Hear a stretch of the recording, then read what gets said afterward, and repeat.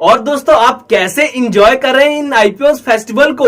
जैसा कि आपने देखा बैक टू बैक आईपीओ आ रहे हैं, जैसा अभी आईआरएफसी का आईपीओ आया, इंडिगो पेंट्स का आईपीओ आया, होम फाइनेंस का आईपीओ आया। तो ये बैक टू बैक आईपीओ आ रहे हैं, तो ये आईपीओ फेस्टिवल नहीं तो क्या है दोस्तों। तो दोस्तों मैंने दो आईपीओ के ऊपर एनालिसिस किया था, एक है इंडिगो पेंट्स, एक है आईआरएफसी। तो मैंने आईआरएफसी का एनालिसिस किया था, तो मुझे ये जो स्टॉक है लॉन्ग टर्म के लिए सही लग रहा था। मुझे पता था ये जो है लिस्टिंग गेन नहीं देने वाला। तो मेरे एक फ्रेंड ने पूछा था कि भाई कोई ऐसा बता जहां से हमारे पैसे डबल हो जाए, कहां पे इन्वेस्ट करूं, मतलब कि अच्छा खासा रिटर्न मिल जाए। तो मैंने उसको बता दी यहाँ पे कोई वो वाला हिसाब किताब नहीं, 25 दिन में पैसा डबल, ऐसा कुछ नहीं है। यहाँ पे तू आईपीओ में पैसा लगा, अगर अच्छा खासा लिस्टिंग गेन मिल जाता है तो हो सकता है वहां पे तेरा पैसा डबल भी हो जाए। और दोस्तों मैंने उसको सुजेस्ट किया था, मैंने इंडिगो पेंट्स को भी एनालिसिस किया था, उसको कहा था इंडिगो पेंट्स में पैसा लगा दे, और मैंने भी उसी में पैसा लगाया था और उसको वो आईपीओ अलॉट भी हो गया था। और उसको आईपीओ अलॉट होने के बाद जब लिस्टिंग गेन हुई थी तो उसको अच्छा खासा रिटर्न भी मिला था, डबल से भी ज्यादा। लेकिन उसका आईपीओ मुझे अलॉट नहीं हुआ, इंडिगो पेंट्स का। तो एक मतलब कि मेरा लक खराब था। लक का क्या मतलब है दोस्तों, यहाँ पे जब ओवर सब्सक्रिप्शन हो जाता है ना, तो उस केस में बहुत कम चांस होते हैं कि आपको शेयर्स मिले, आपको आईपीओ मिले, क्योंकि उस समय लॉटरी सिस्टम देखा जाता है। नहीं मैटर करता कि आपने पहले आईपीओ के लिए अप्लाई किया हो, नहीं मैटर करता कि आपने बाद में अप्लाई किया हो। अगर आप बाद में भी अप्लाई करो, क्या पता आपको आईपीओ अलॉट हो जाए, ऐसा कुछ मतलब कि हो सकता है आईपीओ अलॉट, ऐसा कुछ मैटर नहीं करता है। तो दोस्तों मुझे आईपीओ नहीं अलॉट हुआ। तो दोस्तों आज की वीडियो में मैं बात करूंगा रियल टेल के आईपीओ के बारे में, कि रियल टेल का बिजनेस मॉडल क्या है, इसके हम फंडामेंटल एनालिसिस करेंगे, हम देखेंगे कि इस कंपनी की फाइनेंशियल कंडीशन कैसे है, सब कुछ जानेंगे आज की इस वीडियो में। तो दोस्तों वीडियो को शुरू करते हैं इन्वेस्टमेंट बाबा के साथ।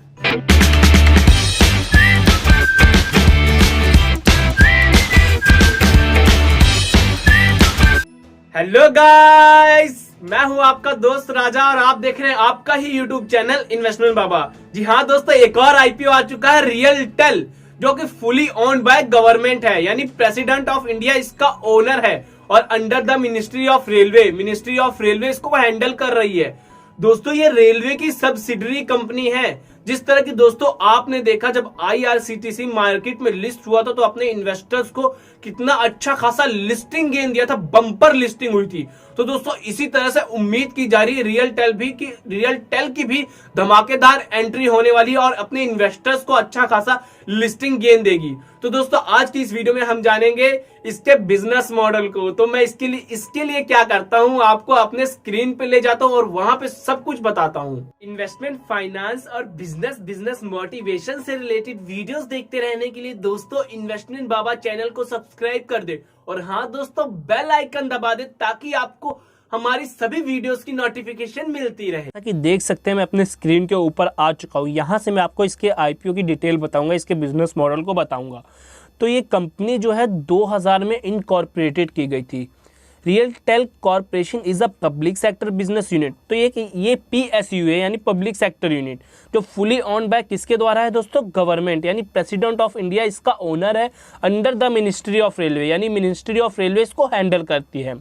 तो दोस्तों इस कंपनी का बिजनेस मॉडल क्या है, it is an information and communication technology ICT infrastructure provider company.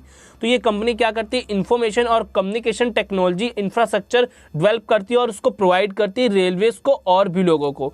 तो company was establish with the key objective, इसका की ऑब्जेक्टिव क्या था एस्टैब्लिश करने का, मॉडर्नाइज करना टेलीकॉम सेक्टर को, टेलीकॉम इंफ्रास्ट्रक्चर को मॉडर्नाइज करना। और आज के समय में ये one of the largest telecom infrastructure provider company है दोस्तों।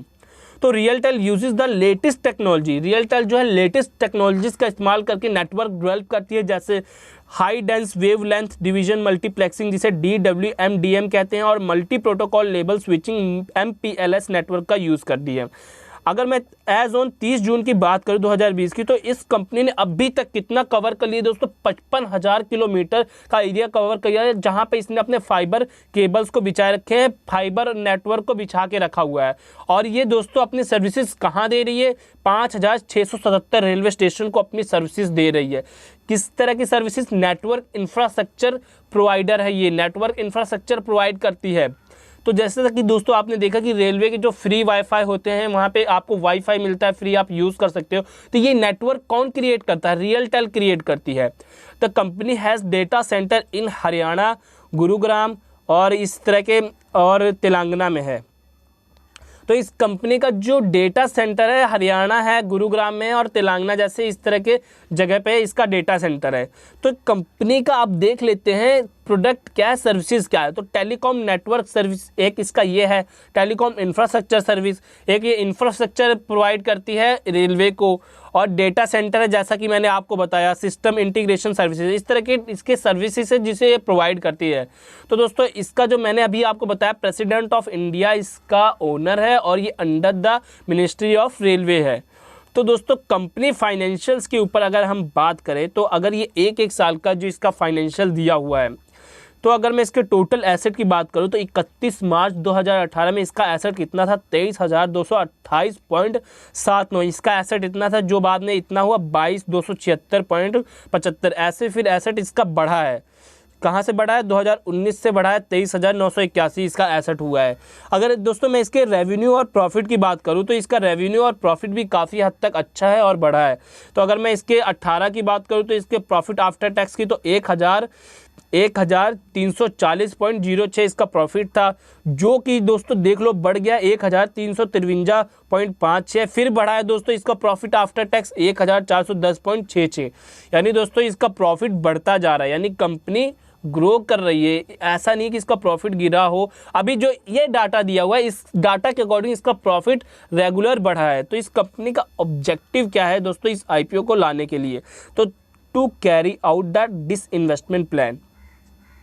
तो इस कंपनी का पहला ऑब्जेक्टिव क्या है, to carry out the investment plan to achieve the benefit of equity share listing on the stock exchange. तो ये स्टॉक एक्सचेंज में जब ये स्टॉक मार्केट में लिस्ट होगी, जब ये आईपीओ लाएगी तो इसको बेनिफिट मिलेगा, वहाँ से इसको पैसा आएगा। तो ये और अपने जो बिजनेस मॉडल है, जो कॉर्पोरेट के और जितने भी वहाँ पे पैसा यूज़ होने वाले वहाँ पे ये पैसा लगाएगी। तो ये हमने देख लिया दोस्तों इस कंपनी का ऑब्जेक्टिव। अब दोस्तों इसके हम रियल टेल के जो आईपीओ है इसके डिटेल के बारे में बात कर लेते हैं। तो दोस्तों ये जो आईपीओ है ये बुक बिल्ट इशू टाइप है आईपीओ, मतलब कि बुक बिल्ट इशू है ये आईपीओ, और इसका फेस वैल्यू 10 रुपये है। दोस्तों मैं आपको बता दूं जो फेस वैल्यू है ये शेयर की एक इनिशियल वैल्यू होती है, इससे हमें कोई लेना देना नहीं होता। तो ये जो लिस्टिंग दोनों मार्केट में लिस्ट होगी दोस्तों, बीएसई और एनएसई, और इसका इशू साइज 700 करोड़ का होने वाला है। और ये सेल क्या है, ऑफर फॉर सेल, मतलब ये शेयर जो है पूरा ऑफर फॉर सेल के अंदर है। ऑफर फॉर सेल का मतलब क्या है, यहाँ पे जो शेयर बेचकर जो आईपीओ देकर लोगों को पैसा आएगा वो सारा कंपनी के एग्जिस्टिंग शेयर होल्डर्स के पास जाएगा। लेकिन इस कंपनी का शेयर होल्डर कौन है, वो खुद गवर्नमेंट ही है।